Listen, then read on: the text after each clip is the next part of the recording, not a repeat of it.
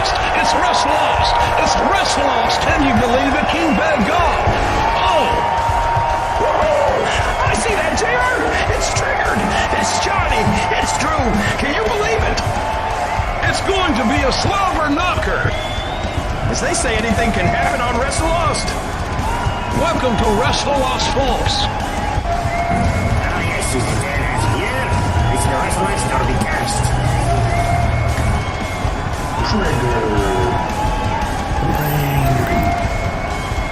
The sniper. Hello, everybody, and welcome to WrestleLost. It's been a very violent, very awesome week. So to get it going, here's Johnny. In some cases, hilarious, which Also very, very hilarious. we'll get to later. Yeah, we also had some non WWE AEW wrestling go on during the week, and I'll get to that here in a minute. Last week I had mentioned about Eric Young leaving WWE, and I have a little more information to add to that. Apparently, back in April, he asked for his release and was granted his release. And the reason being was because he didn't want to work for Vince. I mean, who does? But yeah, because he knows, Eric Young was part of that first wave of pandemic cuts in April 2020, so he knows how it is to work with Vince. And once Vince came back into the fold with the whole Endeavor deal, he said, "Nah, it's not for him." So he had his 3 months non-compete, and he did show up at Impact Slammiversary last Saturday night to team up with Scott D'Amore to face Bully Ray and Dina, who's the guy that murdered him in Impact. Or is Dina a guy or a girl? I don't know. I don't watch Impact. To me, it sounds like a girl. But It sounds like a girl. Yeah. Okay. Anyway, Eric Young and Scott D'Amore defeated Bully Ray and Dina. I'll go ahead and give you some other results from Slammiversary. As we got Collision in the background.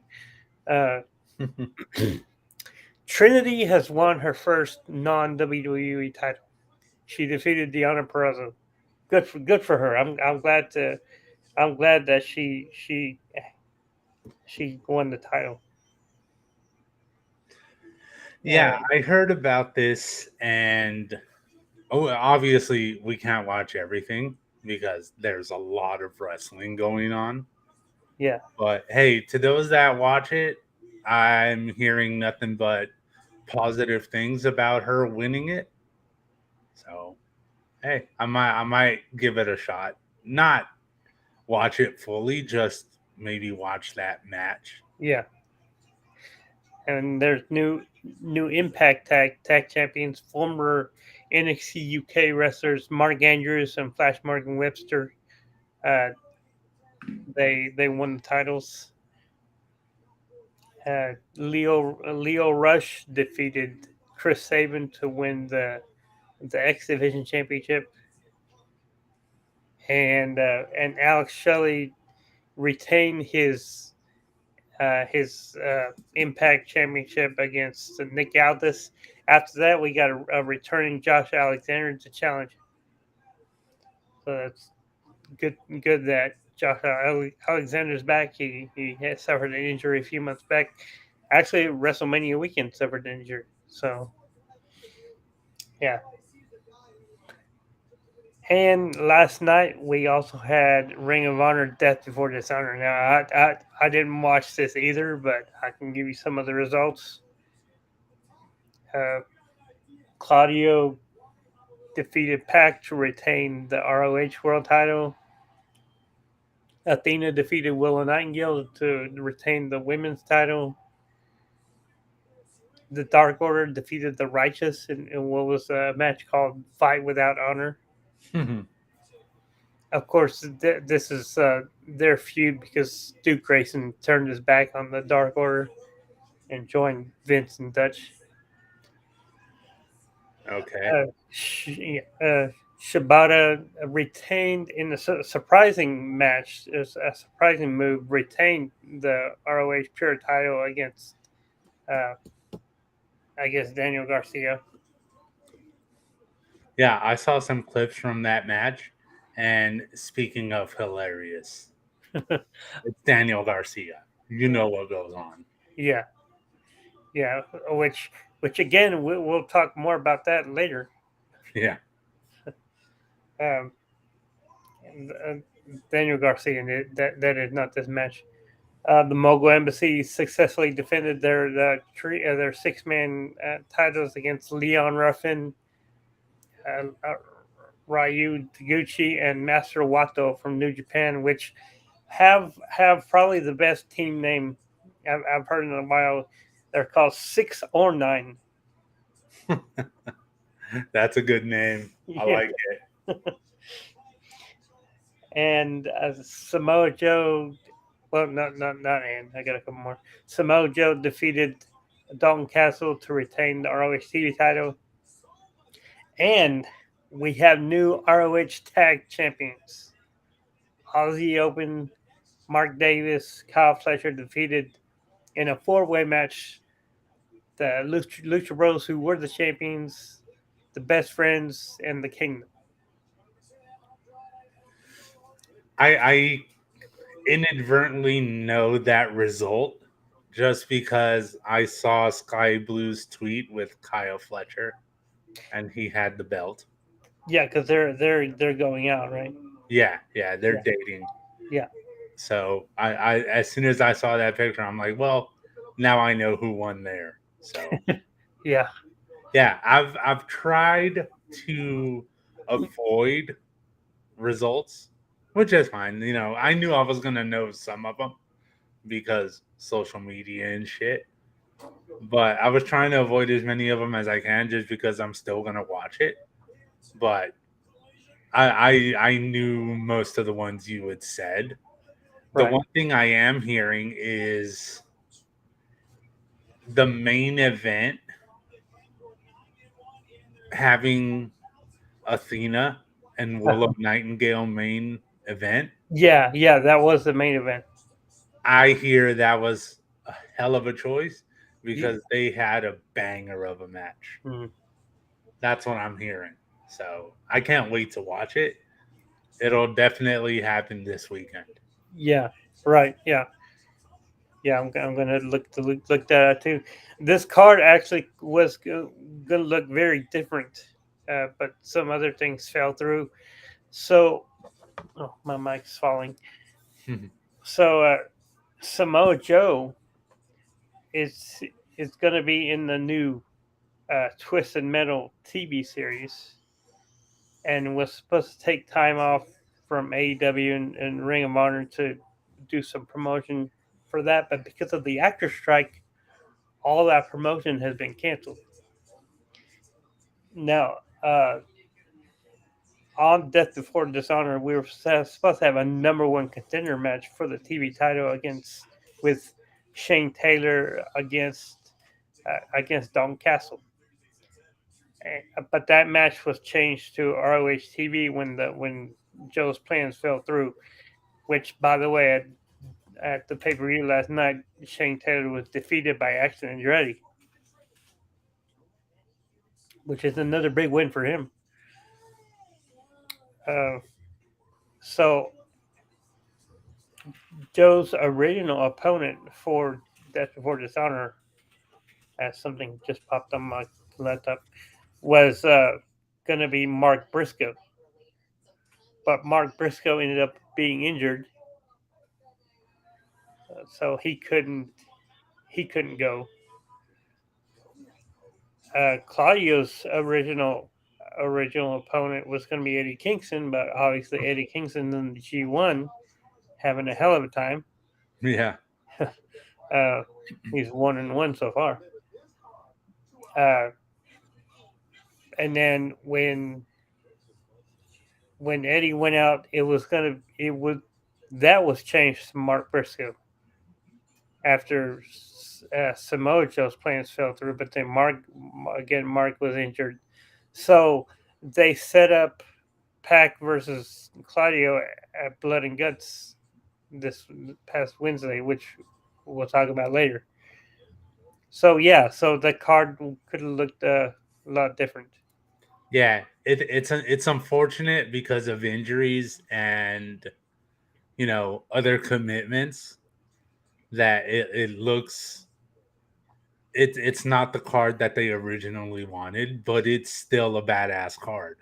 Yeah, Either way, it was going to be badass because Tony Khan's able to pull this shit out, and it goes to prove what he can do, especially what he did with Pac last minute versus Claudio to set that up during Blood and Guts, which we're going to talk about. Yeah, much praise to Tony for and we also saw another AAA luchador last night. Gravity defeated Commander. Yeah, I did see about Gravity coming through. I wouldn't mind. I'm saying build that High Flyers division a little bit more. Yeah, I did see that Commander was with Alex Arajantes, who's also with the Lucha Bros. Yeah, so they're planting seeds here and there for possible teams in the future if they really wanted it to happen. And also, we got a team right here just coming out on Collision that had them that teamed up last night. And Darius Martin. Oh, it is actually Red and Darius Martin. Yeah, it is. Yeah. They had a match last night. What? Wait a minute. Well, who did Shane Taylor lose to last night? Then? I know. I saw he lost. He lost to somebody.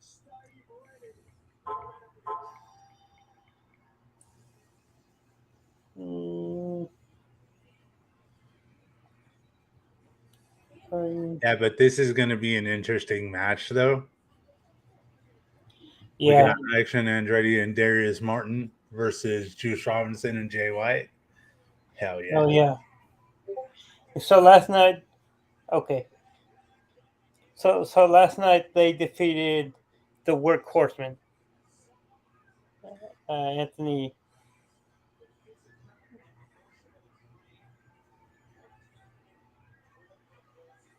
Okay, it's all right. I lost it, but I know Shane Taylor lost. Yeah. All right. So going to other news, it hasn't been made official yet, but Logan Paul will most likely have a match with Ricochet at SummerSlam, and he's requested that he go on first. The reason being is because on that same night, August 5th, Jake Paul is going to have a boxing match here in Dallas against Nick Diaz. And Logan wants to have the match, get on his private plane, fly to Dallas, and so he can walk down to the ring with Jake. We should have gone. Okay, so whenever this Jake Paul boxing match was announced, I brought it up to Johnny that if he was interested, I knew there was like a 1% chance because of who it was. But me being an MMA guy and knowing the Diaz brothers, I wanted to go if there was a chance because I knew it was going to be badass. Okay, yeah, it's an MMA fight, right? Yes. Okay, I said boxing. I meant MMA. Was it going to be at AAC? I believe it was AAC. Yes, Okay. AAC is big enough for Yeah. that. Yeah.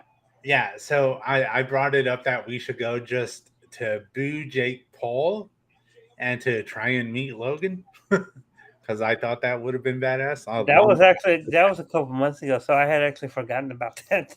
Yeah, because I brought up that Logan would probably want to be there for his brother. Yeah.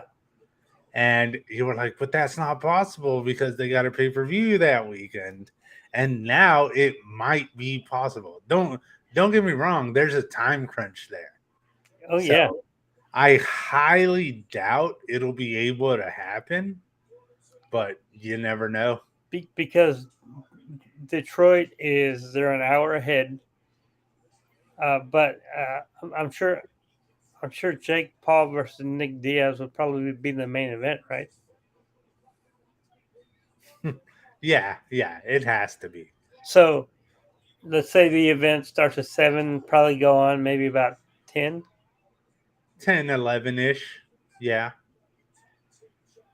And depending on how long, well, I can't. They can't. Logan can't have that long of a match. I mean, no offense to Ricochet, but Ricochet is more like a lower mid card guy right now. Yeah. And I could see them having maybe a 15, maybe 20-minute match. I was thinking 10, 15. Maybe he get out of there by the time he leaves the building. Maybe get out of there by 8:30. Yeah. Get on the plane. It's got to be maybe a couple hour and a half to 2 hours flight Yeah. to Dallas, It'd be close. which would put it at maybe 9:30 ish Dallas time. Yeah. Getting here, so yeah, it would be close. It would be cutting it real close. Yes. He'll definitely, he would, if he wants to try and do it. I can't guarantee that he would get there to walk his brother in, but I can guarantee he could make it there to carry his brother out because And you know what? I want to see him. Yeah, Jake is gonna get fucked up that weekend. So I want to, but I want to see Logan Paul show up to Jake's match wearing the same thing he wears in SummerSlam. just show up in the gear. Yes. Oh, hey, it could happen. Like he would too.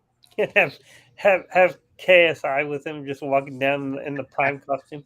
Yeah, because KSI is gonna be there. Yeah. So both of them just hop in the private jet and just show up looking like they just went through hell. Because they probably are. Yeah. Oh man, yeah, I can't wait to see what kind of high spots Ricochet is going to do. Yeah, especially after their last outing when it didn't quite go as planned with their moves. They're gonna have it down pat this time. So. Yeah, I can't wait to see what that looks like. But yeah, I mean, him possibly showing up to his brother's fight is a bit of a question mark to me, just because of the time. Yeah. We want to send our congratulations to AEW producer Pat Buck. He was not in Boston on Wednesday because his wife was in labor. Yep. He put out a tweet. Not only that, Pat Buck has also been promoted to vice president of diaper changing. What's that? Vice president of diaper changing. Now he is. Yes. Of talent and I believe it's talent and training, I believe. Yeah, I think that's what it was. Yeah, so good on him. Yep, promotion and a new baby. He's gonna need that extra money. Yeah.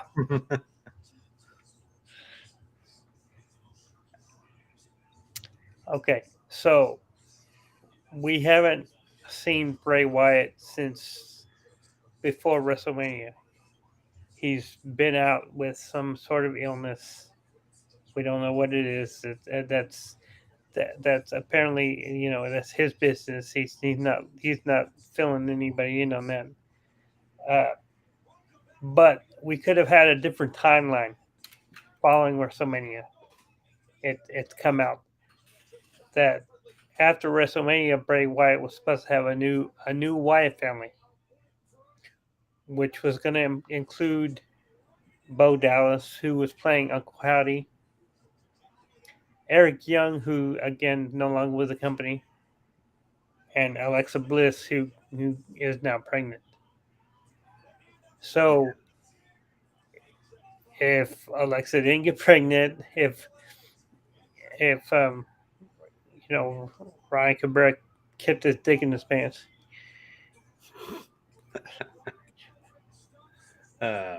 Andrew would be so pissed that you said that. But it's true though. Zach is Yeah. probably gonna have an issue with it. yeah, way to go, dickhead. And yes, I'm talking about both of you. Uh, yeah, and if Eric Young hadn't asked for his release, and Bo Dallas, we haven't seen him since Bray went out. So yeah, we could have had a new Wyatt family. We coulda, woulda, coulda, shoulda, is what I'm gonna say. Honest, I want your honest thoughts on this, and I'm gonna give my honest thoughts as well. I'm not gonna be biased. I'm gonna give my honest thoughts, but I want yours first. With everything that has happened to this day with Bray Wyatt, what would you have him do next? Would he even stay with WWE? What would you have him do? No, I wouldn't have him stay with WWE. I would have him go to AEW. You got stories there. You can still be. Well, you can't be Bray Wyatt because that's a WWE thing. You can have a similar character, and you got stories there. You can align yourself, or you can maybe become the new master of the Dark Order. You can feud with the House of Black. There's a lot of dark entities in AEW that he could clash. Yeah. He could team up with Matt, do some stuff with him and Jeff. Yes. Like Yes. Willow the Wisp, we can bring him out. A Broken Matt, like Brother Nero. There's a lot of characters there, and they could make it work. So yes, ideally I would love to see him do some stuff like that in AEW. I just don't think WWE would release him. And They did it before. they're just going to add a shitload of time to his contract Yeah. because he's been out for quite a while. So I don't know, man. I would love to see that shit in AEW. I don't think we're going to be able to get it due to the time WWE is going to add to the contract. And by that point, I mean, if he wanted to, he could still do it. But at that point, I know he is very smart about what he does and what stories he has in his head. Yeah. So I wouldn't mind him stepping away from the wrestling world and just become a Rob Zombie-like movie director and just go down that route. Yeah. Tell your stories that way. That way you can have full creativity of what you put out. If they're not going to let you do it in wrestling, do it in movies. It could work. Yeah. But one way or another, I need my Bray Wyatt. Okay. I'm dying over here. Do you know how it feels like to sit here every single week because I changed my setup? It's now on the opposite wall of where it used to be. So where I'm sitting at, I got a direct view of my Uncle Howdy mask. Every single time we're live, it's Uncle Howdy looking at me. I need my Bray Wyatt. So one way or another, as long as he's healthy, which he's just waiting to be cleared, he says he feels fine. He's been out in public doing things. He's met up with some fans out on the street. He's been working out. So he's just got to work on that WWE clearance, which Right. could be a bitch to get at times. Yeah. And finally, Vicky Guerrero is officially done with AEW. Her contract expired this week. She hasn't been seen on TV since February. That's when AEW asked her to stay home because of controversy.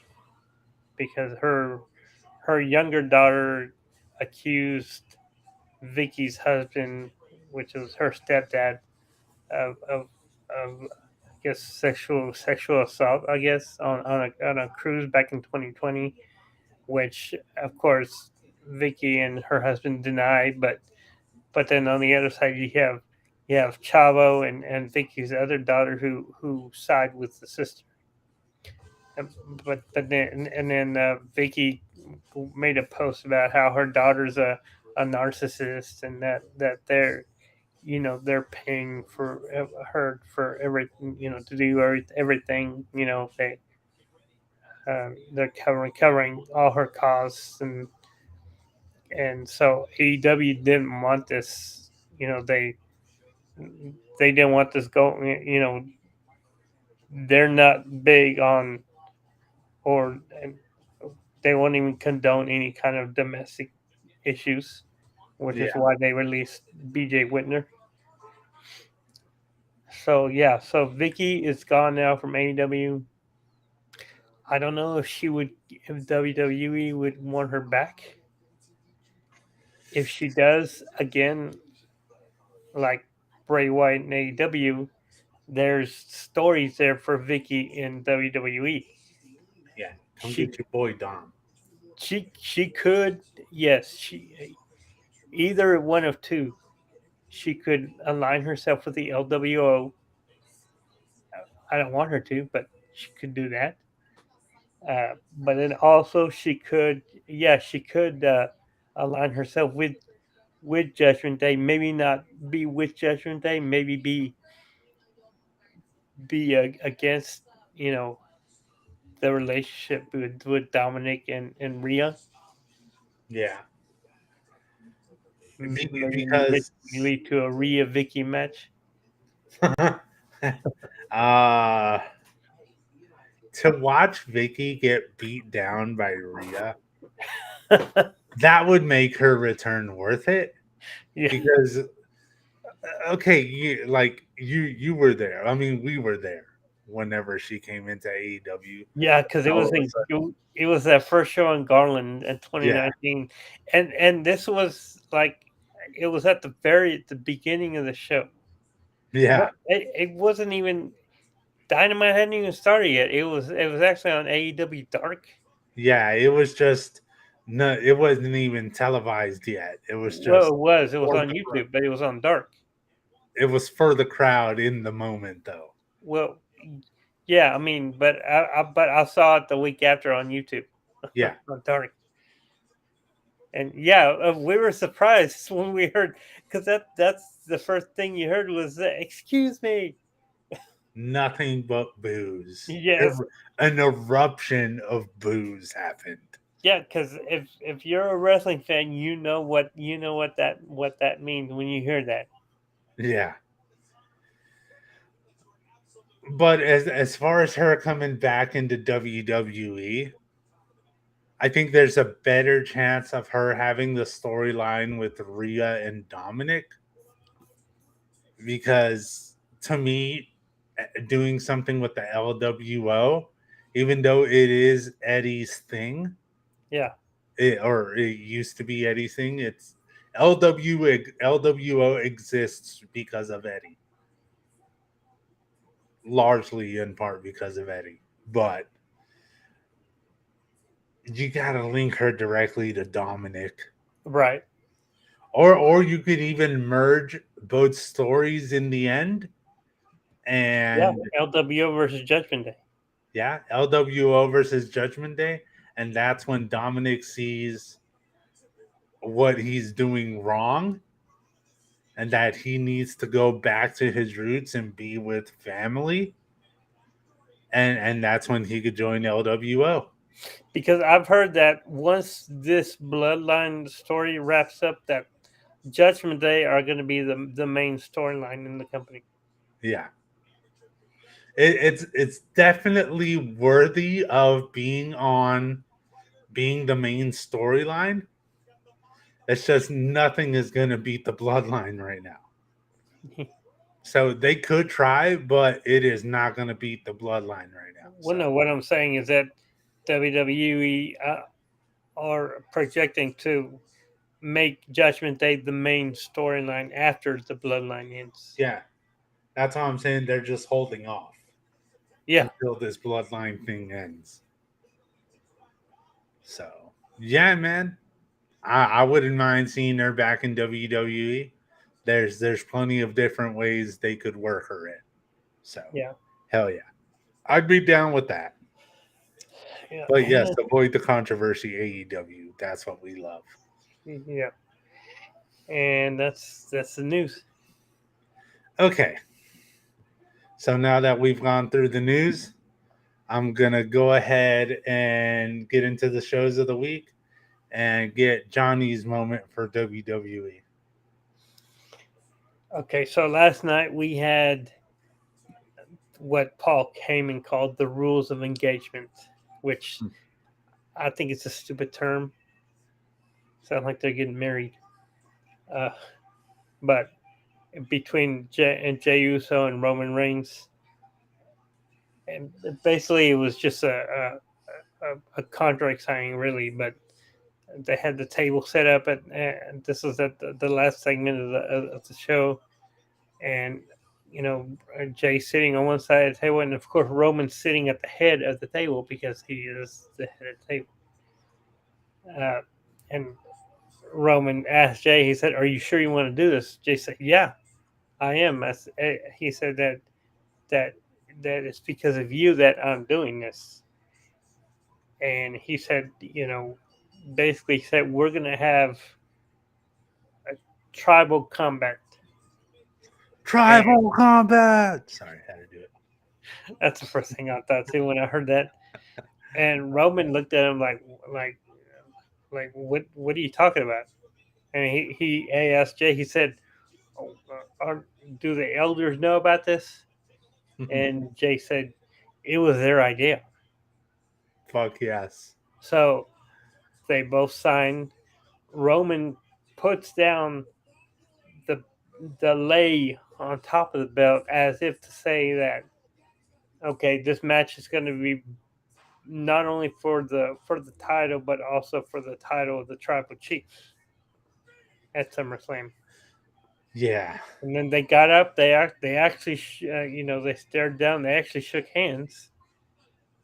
Samoa, they are Samoan. Solo Sikoa was about to do this Samoan spike. There you go on Jay, but Roman stopped them, teasing a solo turn, which I think could happen at SummerSlam. Yeah, it could. This this thing with Roman and Jay has to end. Yeah. In this match. And that could be the end of the bloodline storyline. But they could still spin it off into a Jay versus Solo story, just without Roman Reigns in it. because at that point, Roman Reigns wouldn't be anywhere near this because he would be so distraught about him losing, and the I guess you could call it betrayal of his family, because like Jay said here, this was their idea to have this match, Yeah, and and Roman knew nothing about it. and if it was their idea, I want to see them at SummerSlam. I want to see the Wild Samoans and Rikishi at SummerSlam. Yeah, at the very least, Yeah, that's who we need. You're obviously not you're not able to bring everybody in, but we at least need Wild Samoans and Rikishi there. Those are the ones that makes the most sense right now. they're the main ones. But yeah, because Alpha is Roman's dad and Rikishi is Jay's dad. Yeah. So it's what makes sense to have them there. But yeah, I fucking love that line from Jay saying that this was their family's idea, yet Roman was left out of it. Yeah, He was not in the know. Everybody else was. And that has to fuck him up mentally going into this match. yeah. And I'll be honest, and I had mentioned this to you earlier. I wasn't really looking forward to SummerSlam because from even though there's only 2 matches set up, I have heard of the potential matches, and it sounds like just mostly a bunch of rematches. Yeah. You got Seth and Finn, and you got Cody and Brock, which are scheduled, but you could also have Becky and Trish Stratus, and well, I can't think of the other right. I know that the other matches that we're thinking about, but they're all rematches. But Yeah. this one, I am intrigued. I am looking forward to this one. Yeah, we're definitely. I say it's safe to say that we're not gonna do a watch along, just because of so many rematches that it would just be a lot of the same. Well, I don't know. We'll see. Yeah, well, if it looks like things pick up, we could decide to do a Because watch check along. this out. This is going to be the first time that WWE Premium Live Event is going to be airing the same time as Collision. Yeah, It's on a Saturday night. yeah, that is true. Mhm. I'm gonna have a lot of screens going that day. I mean, I always do anyway, but fuck it, what's one more? But yeah, we'll discuss maybe doing a watch along. Yeah, If, we'll leave if it as not a question mark for now. if not, at least just for that match. Yeah, maybe we could hop on just for that match. Or we could just do what we've done before. Just do our podcast and then just finish watching the show. Yeah, we could on, do that. on a watch along. Yeah, Yeah, we could possibly do that. Do it that way. Yeah. But because by that time we'll be close to that match happening anyway, yeah, so we might as well just hang around and watch it. yeah, All right, that makes sense to me. yeah. But yeah, man, fucking Bloodline stealing. This is why WWE can't have any more storylines right now that can fit the spotlight, because this takes it all. So Yeah. hell Judgment Day. The Judgment Day is second right now. yeah, Judgment. Yeah, I can't talk. Judgment Day is second right now, but yeah, to have the focus on them, we need this to wrap up. So hopefully it happens within the next 2 weeks at SummerSlam. But as far as my moment for this week, I'm gonna go a little bit ragey, and Zach knows because we both showed our discontent in how this ended up. Liv Morgan and Raquel Rodriguez versus Chelsea Green and Sonya Deville for the tag team championships. Earlier in the night, Raquel was attacked, and they focused on her knee. So she went into medical, and they said, we could clear you, but you're not 100%. And you probably wouldn't have a good match because of how your knee is kayfabe jacked up. And she ended up saying, no, I still want to go through with it. We haven't had the best of luck with these titles, and we've had to give them up a couple of times. So I just really want to go and do this match. So they did. And Chelsea Green and Sonya Deville ended up getting the win. I just feel bad for Liv Morgan and Raquel, obviously, because she's been put through it as well, to where they can't keep a partner. And it's just been loss after loss, or having to give up the titles for one reason or another. Most of the time, the reason is injury. And even though I haven't heard much more about it, I did hear that Liv Morgan picked up an injury during the match. So how serious that injury is, who knows? But I'm just very disappointed. And I know you can't predict an injury, but to write it off this way again, I don't know what's going on over there.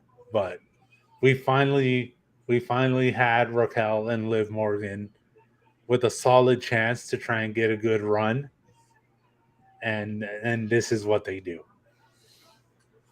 Well, I don't know. Some people think that it's a kayfabe injury, and it might be.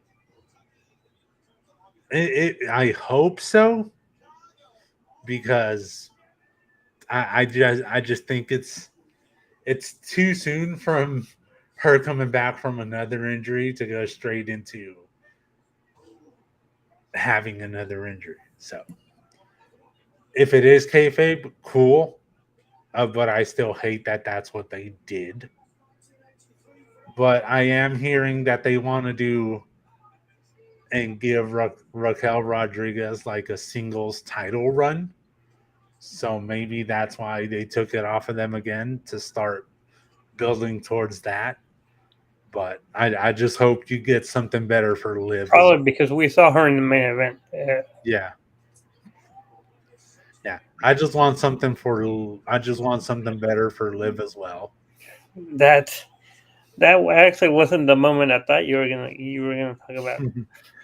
To be fair, there was a lot of moments in WWE this week that we could have gone with. So this was the moment that I think Andrew would have chosen if he was here. Yeah, I took Andrew's moment. No, I don't think that was. Oh, you don't think that would have been? No, what I'm about to say, it would have been his moment. Oh, okay. Because he was the one who told me about this. Because obviously, I don't watch NXT. But yes, Dominic Mysterio defeated Wes Lee to become North American champion. This means that now every member in the Judgment Day, except for Finn, has some kind of prize. Rhea has the women's world title. Damian Priest has the Money in the Bank, and now Dominic has a title too. So it'll be interesting to see what happens at SummerSlam with the match with Finn and Seth. Can Finn defeat Seth? Will Damian cash in? A lot of questions to be answered, but yeah, I thought that was. Oh crap! And it fell. But yeah, that was something that. Why's it leaning? Okay, that having issues. That Dominic actually has a singles title, his first singles title in WWE. And he even defended it on SmackDown last night on the main event against Butch. And I thought it was funny because uh, Butch challenged him backstage, and Dominic started making excuses, and out of nowhere, here comes Shawn Michaels, and he's like, "No, you're defending that title." I mean, Well, they were in Orlando, which is where NXT is, because there yeah, were a lot of NXT wrestlers in the crowd last night on SmackDown. yeah. But I did hear this fact earlier that Dominic is the first ever WWE superstar to main event Raw, NXT, and SmackDown all in the same week. Cool. Okay. I'm gonna be upfront and honest. I did not watch it as it was happening, I didn't either. but I did go watch this match because for some reason I still record NXT. Me too. For some reason, I record it just in case something happens that I need to go back to watch. And this was one of those weeks. People that watched it the night of have a point that Dominic doesn't need to be anywhere near NXT. It sucks that he has this championship right now, the North American Championship.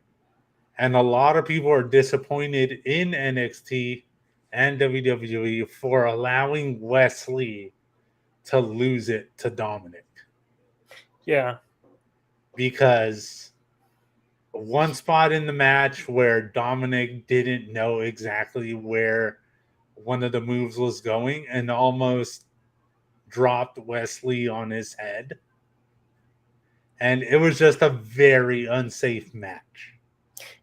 Yeah, I mean Wesley is a veteran. He's a former Impact Tag Champion.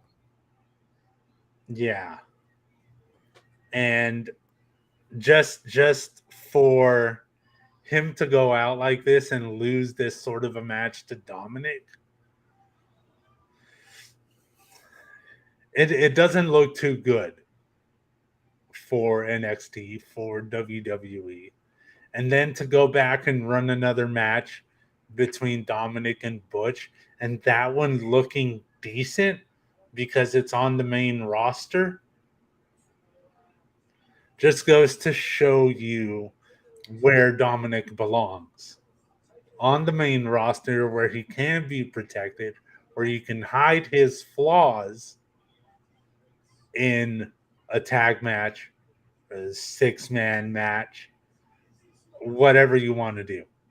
But you put him in a singles match in NXT with a dude that can really go, and you can notice where he needs work just as fast. So, yeah, I just think Wesley deserved better. A lot of people do. And they do call this the workhorse title of NXT. So, what are you going to do, Dominic?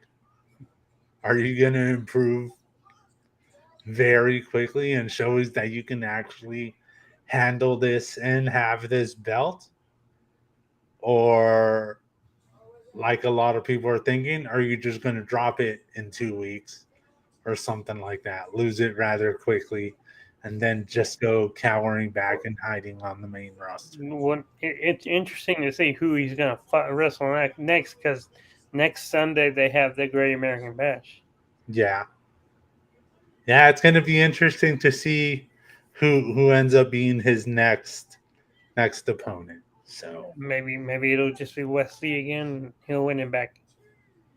if that's the case, then I don't see why they did this, just Yeah. to put it back on Wes. But Huh. to make people happy, I could see them backtracking and doing that. So yeah, that's we'll see where it goes. But a lot of people weren't happy with it. And can we also say there really was no reason for them to have a draft? I mean, you had a Raw wrestler for the first time ever. A Raw wrestler defended an NXT title on SmackDown against a SmackDown wrestler. Yeah. What even was that? What even was the draft? It Yeah. makes no sense. With everything they've done right now after it, it makes zero sense to what they did with the draft. So I'm just gonna completely forget that it happened. And I'm just gonna take the weekly shows as they go. So yeah, lots of stuff happened in WWE this week that had our attention. But now that we've gone through our moments for WWE, I'm going to go back to Johnny and get his moment for AEW. So we continue on our adventure of the tag team of Adam Cole and MJF. What I've heard some people call the new best friends in AEW. So they go out to I think it was a Chinese restaurant, Yeah. and Adam Cole tells MJF, he said, I'm going to help you conquer your worst fear. MJF's like, poor people. The fuck. Adam said no, spicy food. So they get food, and it's MJF sells it great. It's a little too spicy for him, but he gets through it. Then they drink what they thought was water, which they said it was 100% alcohol. It's some funny tasting water. But come on, 100% alcohol. I'm pretty sure it would kill you. It would be close to killing you. At that but point, you would be having a real good time up to at that point, it becomes rubbing alcohol. Yeah. Yeah. So they get a little drunk after that, and they tease. Well, they didn't show it on camera, but they're doing a double clothesline to the waiter, or at the restaurant. So later on, they're backstage with Renee before their match against Sammy Guevara and Daniel Garcia for the final of the blind eliminator tournament, and so I'm listening to FTR talk. I'm getting kind of distracted. So MJF said, "You know what? I got us matching trunks." Adam Cole said, "Well, I got us matching jackets, and I've got something else planned. You're gonna have to wait and see." So they take a commercial. They come back. Sammy Guevara, Daniel Garcia come out. Then MJF comes out first. They play his music. His music stops, but then his music starts playing again, and he to the camera. MJF's like, what are y'all doing? You already played my music, and it plays for like maybe 30 seconds, and then you hear a mashup of Adam Cole and MJF music. I love the way it sounded. They do a good job with that. Yeah. AEW hasn't done many mashups, but whenever they do, they are proper badass sounding. Yeah. And that is the case here. I was very happy for MJF. How dare you make me love MJF? as a character because we love to hate him as a heel. That's what we were doing for a very long time. Always give him props for being a fucking boss on the mic and him weaseling his way through matches.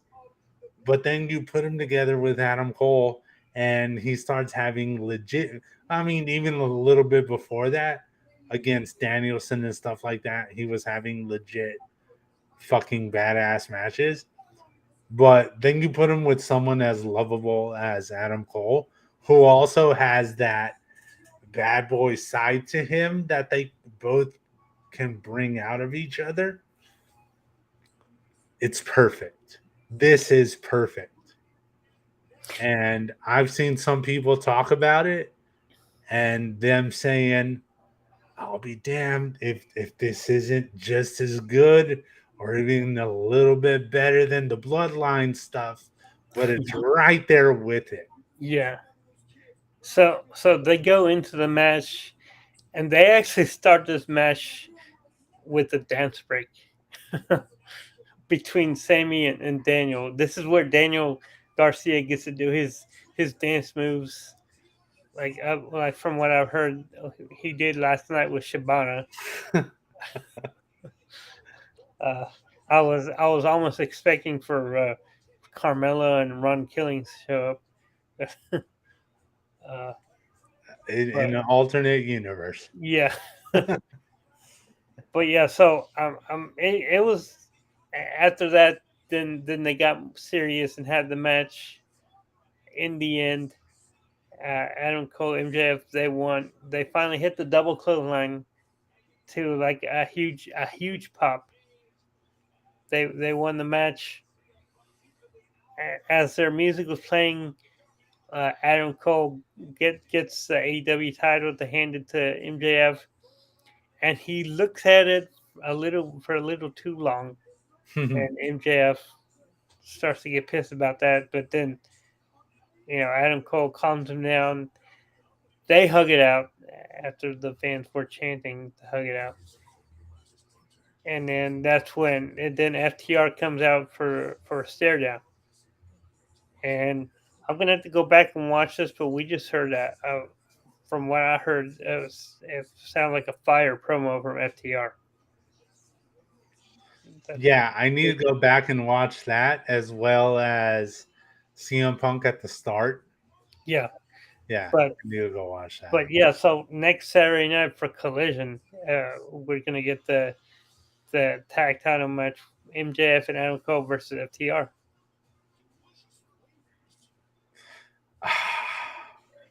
I can't even make a decision. Yeah, because go ahead. I was saying I kind of want MJF and Adam Cole to win, but at the same time, it's FTR. But they're going to be there for 4 years, so yeah, they'll have the titles again. Yeah, it's going to hurt me to see FTR lose, but at the same time, it's MJF and Adam Cole. Yes. So FTR don't lose much. They don't lose anything at all because they're going to put up a fire match. Both of them are. Both teams are. And I want to see this spin off into the world title match at All In. Adam Cole versus MJF. Yeah, because we know it's going to lead to that. They already did a little bit of the tease with the belt, like you were talking about.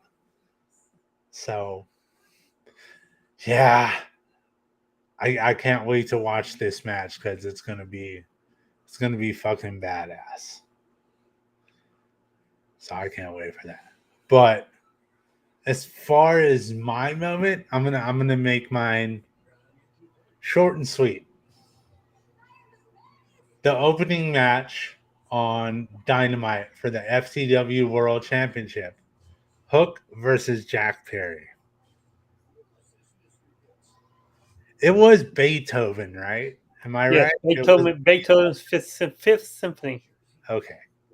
I'm not a classical music guy, so I mean, I obviously know of Beethoven, but yeah,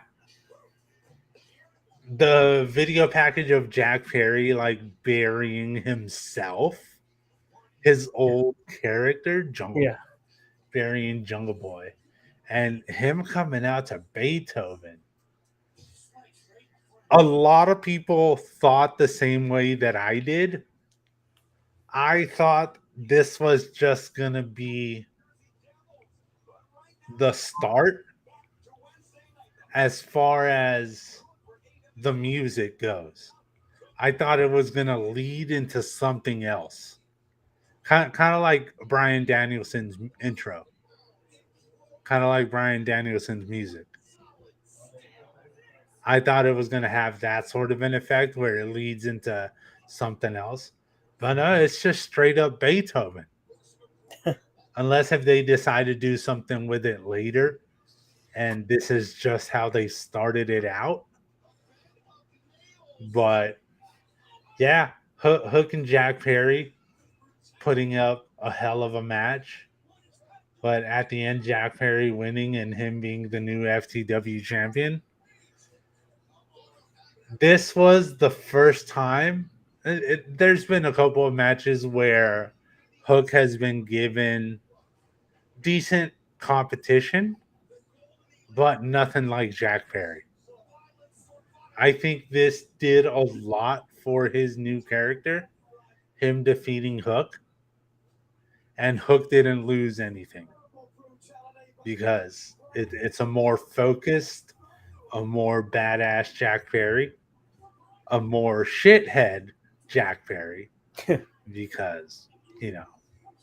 he's dating one of the most beautiful women in AEW, in Anna Jay, which yes, please. But see, now I want to see them be an on screen couple, Yeah, like Sammy and Tay. like she needed to be the one driving the cars, Yeah. like being there ready to save them. That's where that's how they could bring her in, saying that was her all along. And it would make sense because you never saw who it was. So yeah, man, I just love this shit. I think it was a great showing by Hook, a great showing by the new version of Jack Perry, and it just leaves me with the question of: is it just going to be Beethoven, or is there going to be more to the music? I think that's it because I mean, Claudio uses classical music. Yeah, Brian Danielson uses a form of classical music, yeah, which is actually the same music that he used in WWE. It's just a different mix. yeah, But yeah, yeah. But we'll see what they decide to do with it. But again, it's not where I thought you were gonna go. yeah, bro, there's so much that happened, like blood and guts. Yes, let's talk about that. Yeah, I thought you were going to talk about that. Yes, that okay. Go ahead. no, no, you go ahead. That nail board, that board of nails. Yeah, Moxley I brought in a board of nails. I don't care what anybody says.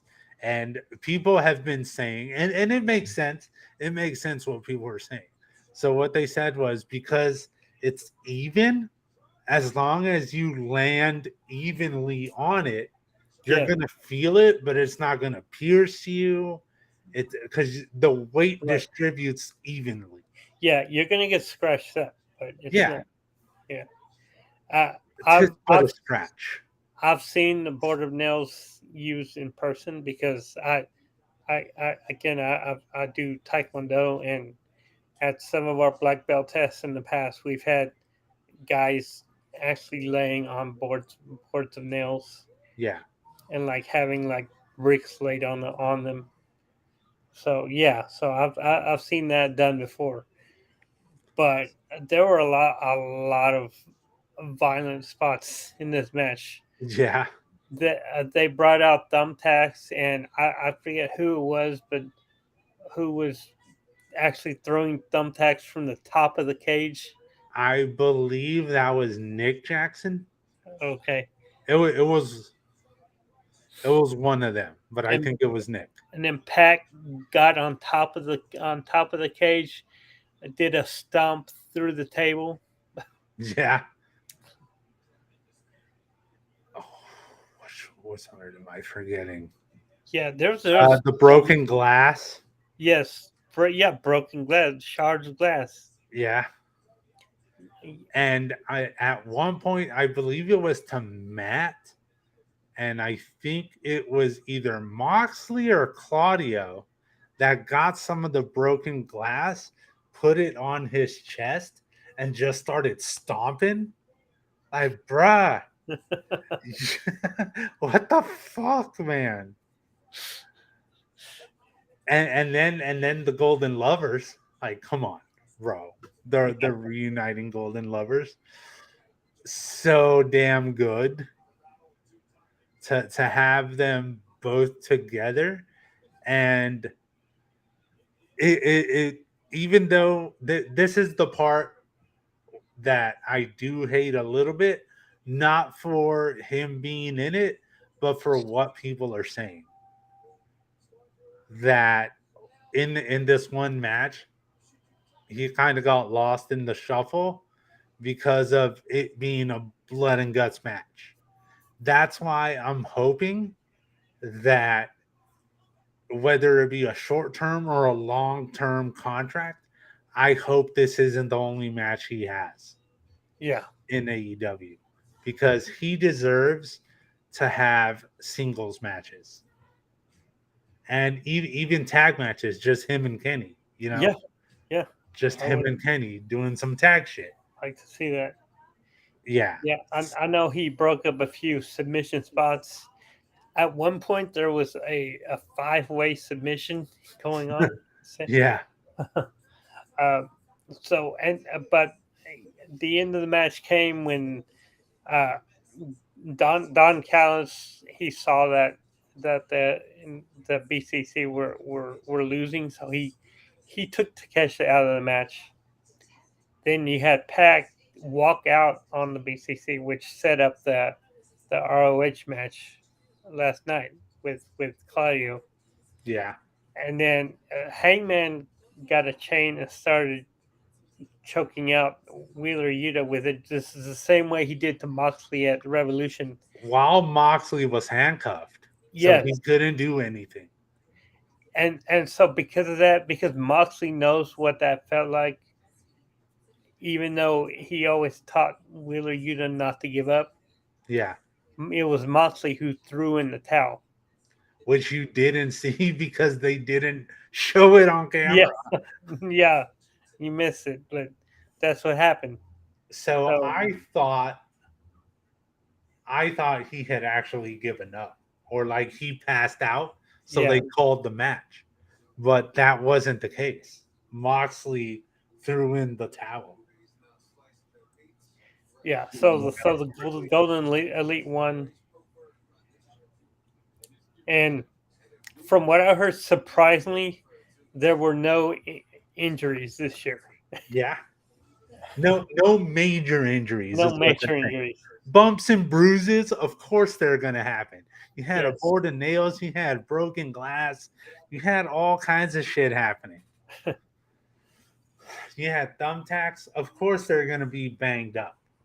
But as far as major injuries, nothing happened.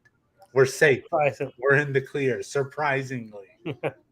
And the only thing I wish for next year's Blood and Guts is that Danielson is able to be in it. Yeah, And they need to have BCC in there somehow. Again, against whoever you want to put them up against. But yeah, I need to see Danielson in this match, because it's a shame that he had to have surgery, so he wasn't even there that night. yeah. I want to see House of Black and a Blood and Guts That's the first team that came to mind. So BCC versus House of Black. Add a couple of members here and there to both Yeah. teams. Yeah. I mean, you got the Golden Lovers. You can just do Golden Elite again. And like we were talking about, maybe you have Bray in there next year. Oh, don't give me that. I would have a heart attack. Steve freaking Wyndham in AEW in a blood and guts match and the shit he would do. Oh, my heart can't handle it. But this hasn't even happened. Wow. Yeah, add him up, man. Add him to House of Black. Yes. Him and Bo Dallas both jump ship. Oh yeah. There's your Fuck, 5 right there. yes. There's your 5 right there. There's your 5. Oh, what have you done? For the many times that I have brought up Bray Wyatt and y'all have been like, we're gonna go down this route again. This is both of us here.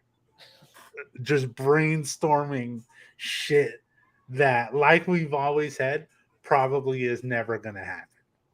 But Right. But you never know. did. Who? I would lose my shit. So, yeah, man. Blood and Guts killed it. They killed each other in the safest way possible. So, And I know Blood and Guts is a thing they have during the summer, and winter is coming. Has been in Garland. yeah. Let's just have Blood and Guts in Garland next year. I'm saying they can do it twice a year. Yeah. Yeah. Bring Blood and Guts during winter is coming. Hell yeah. Yeah. I want to. I'd watch that shit. Like, of course. We wouldn't go to work the next day because fuck work. But yeah. Yeah, the way things have been. Yeah. Yeah. Whew, I want that shit to happen now. Please, Bray. Please come back. Okay. Yeah, lots of great moments there throughout the week. And as y'all have probably noticed, we're down a man again because he has a family and they're on the way to Florida. And well, they should be there. They should be there right now. Yeah, they should be there by now. So I put myself in charge of this for this week. So, like always, it is time to stump the brain. So, the bloodline is the most interesting story going on right now in professional wrestling, I would say. Aside from Adam Cole and MJF. Yeah. Who are the original Samoans that started off in professional wrestling? Who are the OG? I know that you know one of them for sure,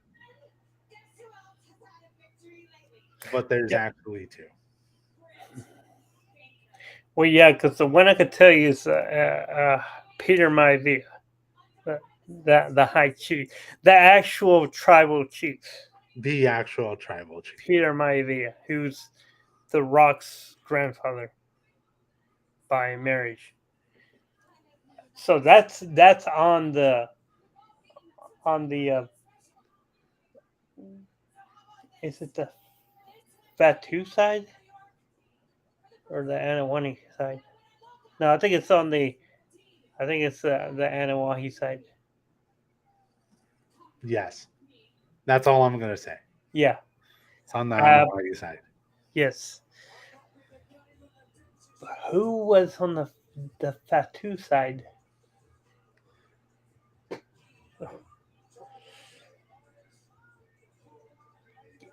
Because I'll be honest, I can't think of it because I've always heard I've always heard him just talking about Peter Maivia, Yeah. So Yeah. it's never okay. about the other guy.